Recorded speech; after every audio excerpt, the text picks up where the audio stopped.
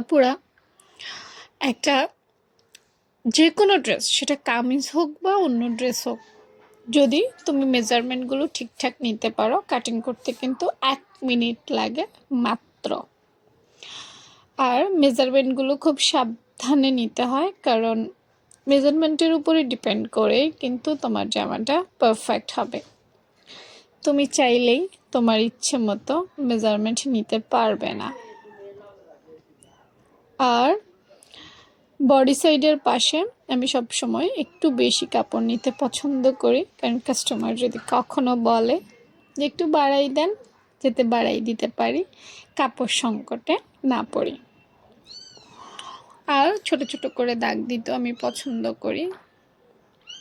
মোহরাটা আবার মেপে নিচ্ছি হয়েছে কিনা। এরপর তালপাটের পালা। একটা পারফেক্ট ড্রেস বানানোর জন্য অনেকগুলো নিয়ম ফলো করতে হয়।